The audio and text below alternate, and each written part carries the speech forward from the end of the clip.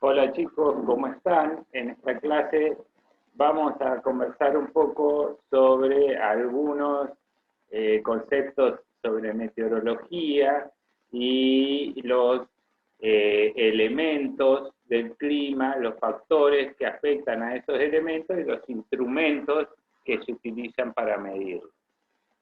Primeramente, deberíamos definir un poco qué son los elementos del clima, ¿no? Los elementos del clima son aquellas variables que se pueden medir y que son de interés, en nuestro caso, para la producción agropecuaria, ¿cierto?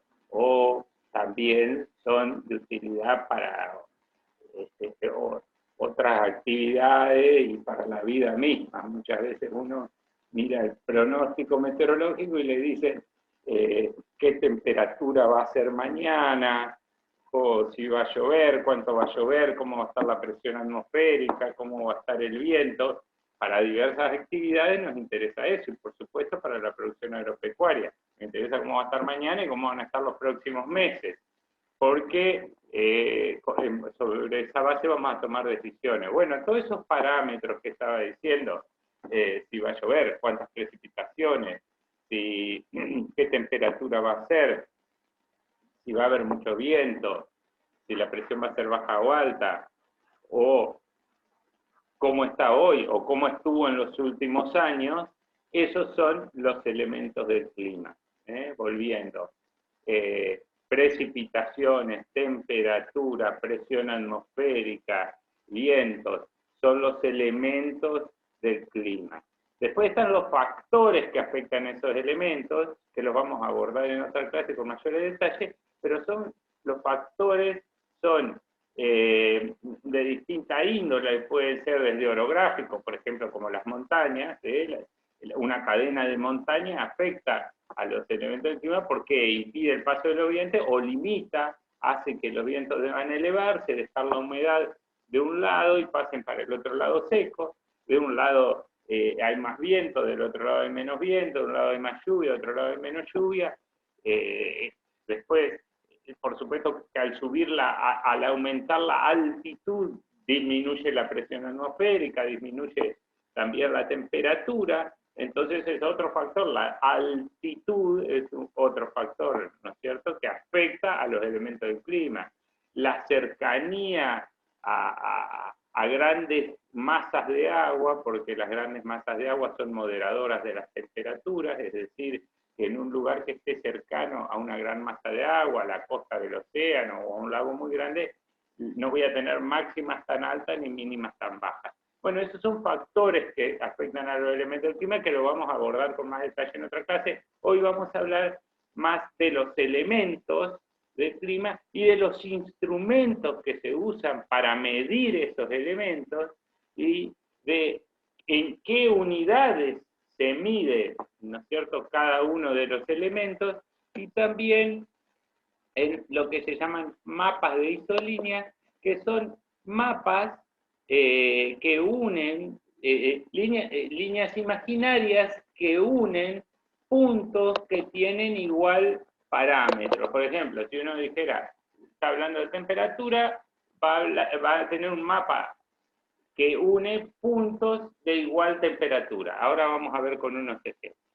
Vamos a empezar entonces a hablar del elemento temperatura. Ese es el elemento del clima, es la temperatura, es el parámetro que vamos a estar analizando. El instrumento que lo mide se llama termómetro. Temperatura, termómetro. Y la unidad en que lo mide son los grados centígrados. El termómetro es un instrumento bastante común, casi todos lo conocemos, porque alguna vez lo hemos tenido que utilizar, sea para la temperatura del ambiente o para la temperatura del cuerpo humano. Ahora, con los temas vinculados a la pandemia, está bastante de moda, lamentablemente, el termómetro, porque uno se controla la temperatura casi a diario, ¿no? Bueno, en realidad el termómetro más común se fundamenta en el principio físico de que el calor dilata los cuerpos, ¿no es cierto? Entonces, constituyen un reservorio de un metal líquido, como puede ser el mercurio, o de otra sustancia. Hay termómetros de alcohol y de otras sustancias. Al dilatarse,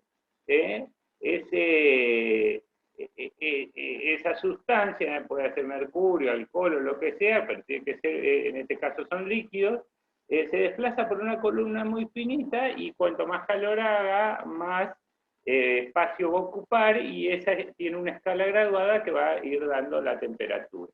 Los termómetros que más usamos para medir la temperatura del cuerpo, como decía, son de mercurio, también para medir la temperatura ambiente de mercurio, pero después hay otros termómetros de alcohol y de otras sustancias que también sirven a veces para medir la temperatura máxima, ya que arrastran un dispositivo hasta el máximo de su altura y después cuando se enfría la columna desciende y ese pequeño dispositivo queda trabado arriba, entonces cuando yo vengo al otro día puedo mirar hasta dónde llego y tener la temperatura máxima, o lo mismo, pero al revés, que es de gran interés para la agricultura, es para evaluar las temperaturas mínimas. Lo arrastra hacia abajo hasta el mínimo que llegue y cuando vuelve a subir la columna, no lo lleva para arriba de modo tal que me queda grabada en la temperatura mínima. Estos son los termómetros.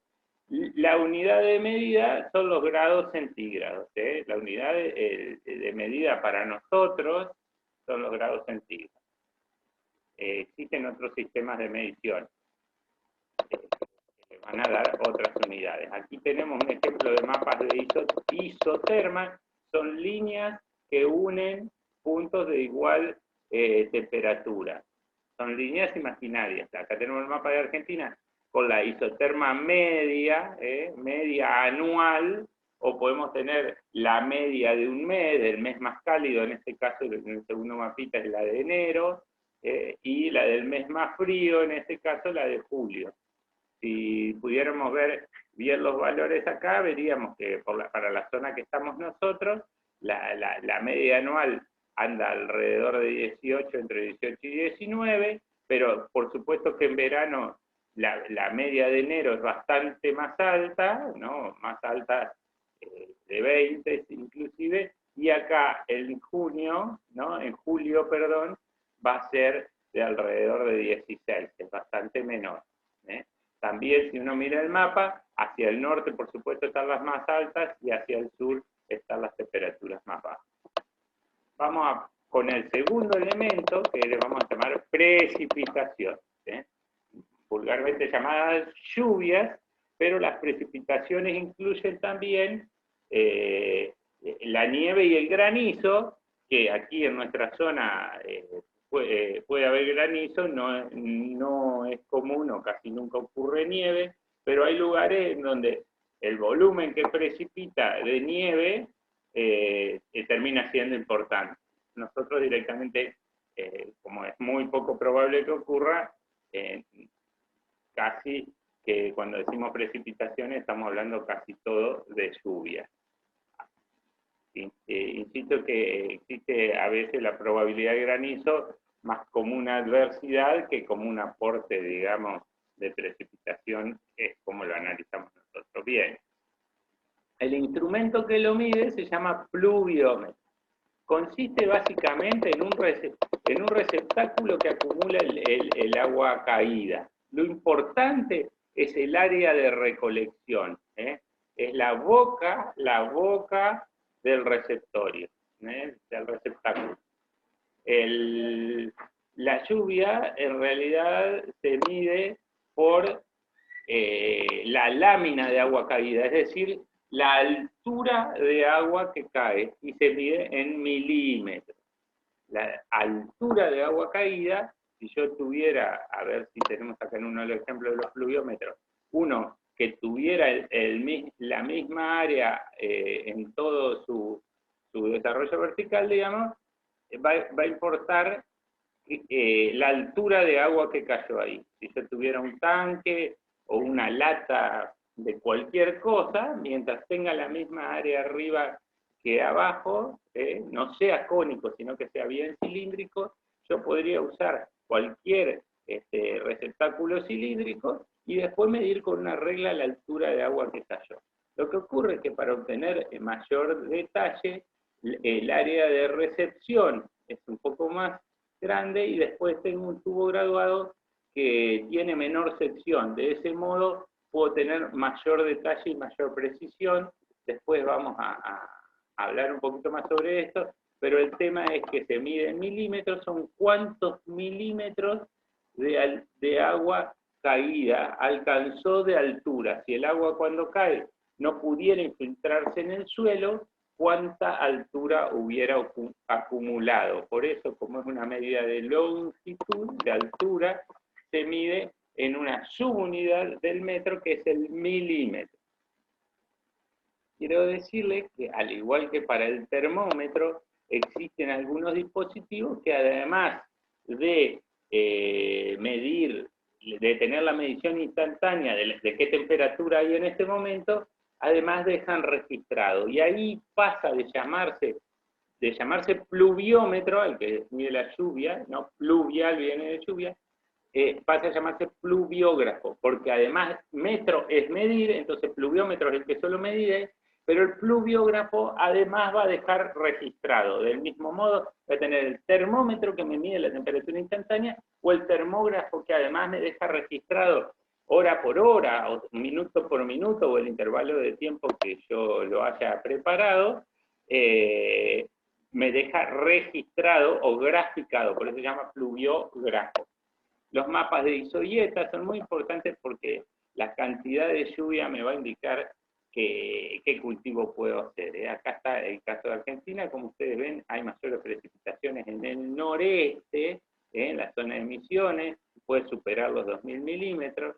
Acá, si miramos por donde estamos nosotros, cerca de Concordia, pasa la isohieta de los 1.300, y las precipitaciones en general disminuyen hacia el sur y un poco hacia el oeste, y si miramos bien al sur de la provincia de Buenos Aires, pasa inclusive una isohieta de cerca de 300 milímetros en los lugares que menos llueve en el país. Esto es cuánto llueve por año. En Cuyo hay lugares, en San Juan y La Rioja, van a ver que hay unas isohietas de 200 milímetros por año, son los lugares prácticamente que menos llueven en el país, y también en el sur llueve muy poco. Acá hay un lindo ejemplo para ver esto que yo les decía de los factores que afectan, los factores orográficos. En la zona donde hay montañas, llueve mucho de un lado y bruscamente desciende la cantidad de precipitación anual. Acá, en la frontera con Chile, como los vientos en esta zona vienen del oeste, al intentar los vientos pasar la cordillera de los Andes, ascienden, baja la temperatura, se condensa la humedad y dejan mucha humedad en la cordillera y pasan bastante secos del otro lado. Por eso es que hay muchas isohietas como amontonadas, y eso indica que está bajando la precipitación de 3.000, como ven del lado chileno, a 400 o menos del lado argentino bien avanzado. Hay lugares de Argentina que están muy contra la cordillera que por ahí puede llover más. Y lo mismo ocurre acá en la zona de Tucumán. Fíjense que hay lugares que llueve muy poquito, depende de qué lado venga el viento, y cuando hay mucha isohieta amontonada quiere decir que ahí hay un cambio brusco, y esto es también por una zona de montañas, digamos, que hay aquí, y que las precipitaciones quedan de un solo lado. Y si ustedes se fijan, acá, ustedes saben que acá hay un desierto de altura que se llama La Puna, y que llueve bastante poco, y miren, hay unos lugares de Catamarca que llueve hasta 100 milímetros. Bien, pasamos al próximo elemento, que serían los vientos. Los vientos se miden con un instrumento que se llama anemómetro. Si solo mide, se llama anemómetro, que me da la medición instantánea.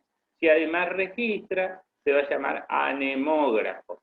Y como lo que se mide es la dirección del viento y la velocidad, las unidades de velocidad va a ser en kilómetros por hora o metros por segundo. El anemómetro consiste básicamente en una serie de cucharitas, por supuesto que está todo graduado, o una hélice, además tiene una veleta que lo orienta para que siempre esté midiendo, digamos, en sentido perpendicular al viento, posicione las cucharitas para poder medir la velocidad, y el viento empuja esas cucharitas y va midiendo si es solo anemómetro o registrando si se llama anemógrafo. Ahora son también digitales, como esta azul que aparece acá, blanco y azul, que ya no solo deja graficado en un papel, sino que deja registrado en un archivo digital, de modo que uno lo baja a la computadora.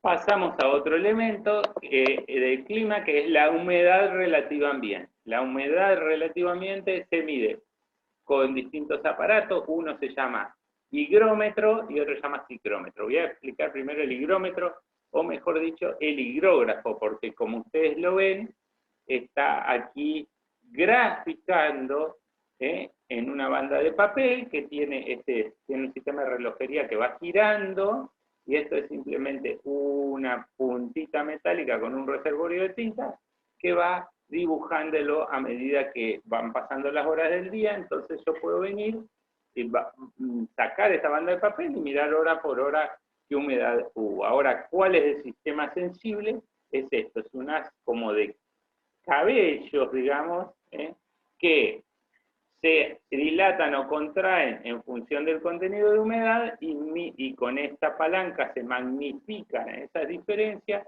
Esto está muy regulado, está estandarizado, y de este modo entonces se va registrando la humedad ambiente en el transcurso del día. La humedad es muy importante porque está relacionada con un montón de procesos biológicos. De hecho, los microorganismos y por tanto también las enfermedades tienen un rango óptimo de difusión con la humedad. Entonces, con humedades altas en general se difunden más las enfermedades. La unidad en que se expresa es el porcentaje. Es el porcentaje, por eso se llama relativo ambiente, porque el porcentaje respecto de la que saturaría el ambiente a cada temperatura. Bien.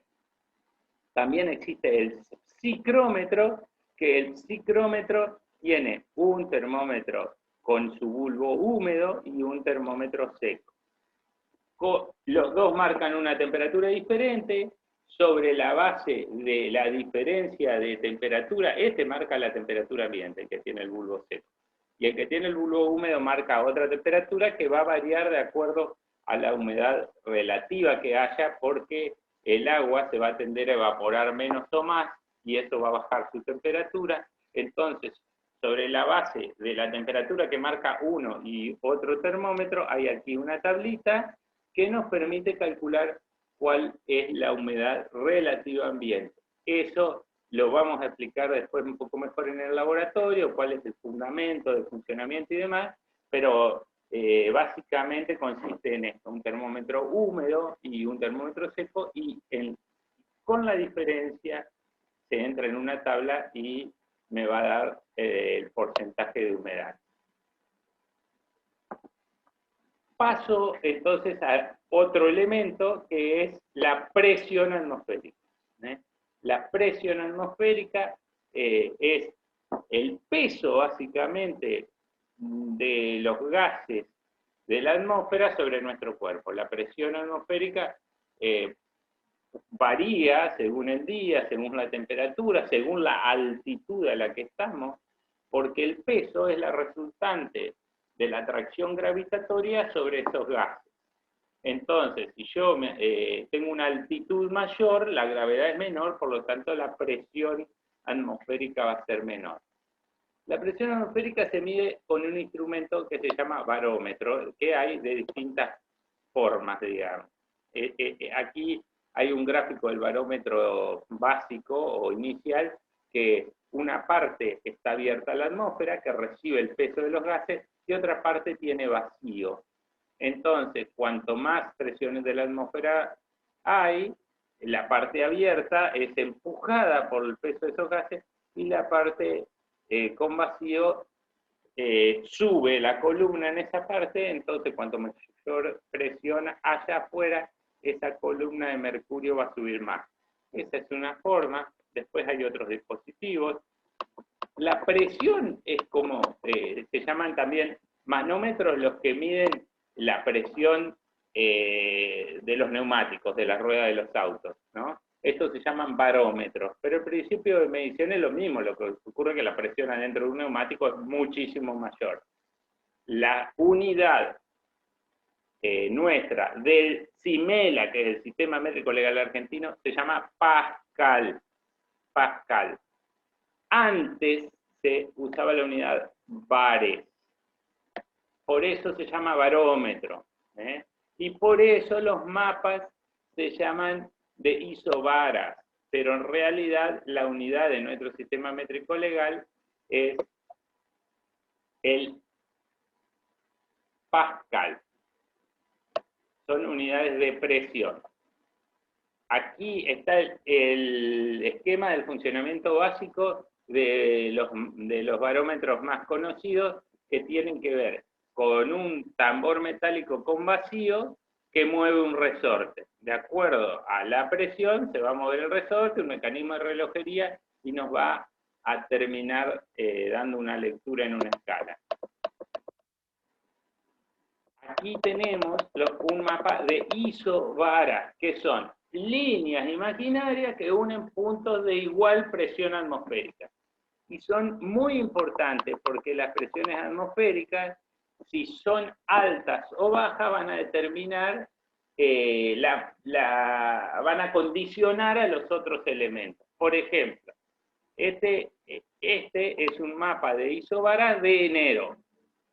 Fíjense, como acá dice 1016 hectopascales, 1012, 1008, quiere decir que para acá va bajando.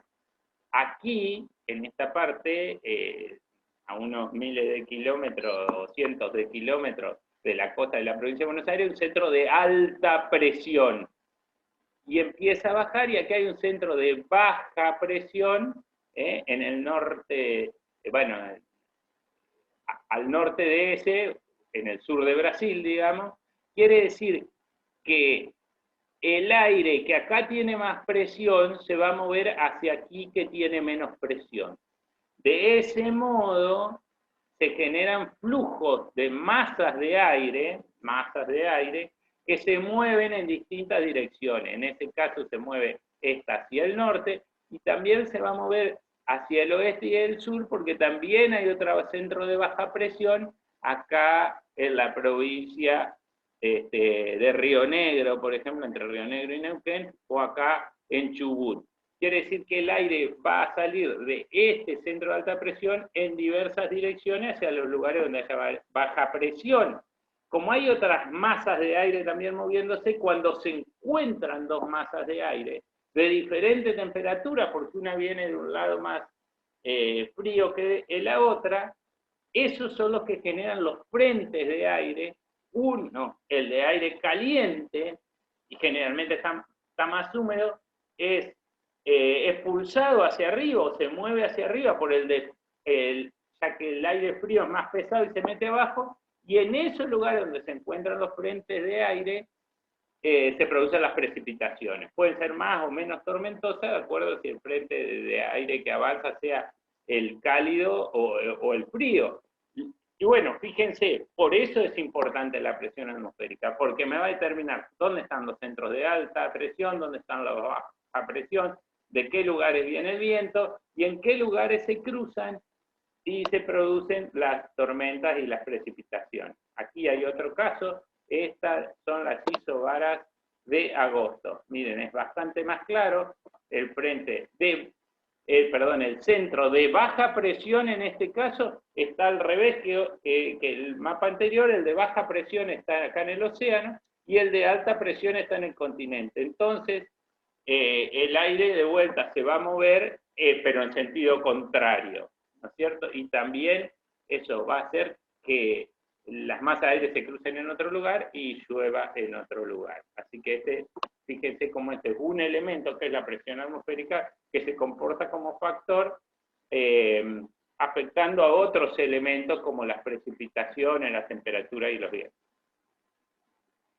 Después hay otro elemento que es la heliofanía. Este lo vamos a ver bien cuando hagan la visita a la estación meteorológica del INTA. El instrumento es el heliofanógrafo, que mide las horas de luz. Es interesante nomás por el sistema, es como una gran esfera que funciona de lupa y va quemando una banda de papel que me va a decir cuántas horas de luz hubo, ¿no? Y un poco la intensidad de acuerdo a qué tanto se queme. Pero ese es el elemento básico, digamos, y el instrumento básico. Ahora hay otros mucho más sofisticados que miden la intensidad de la radiación.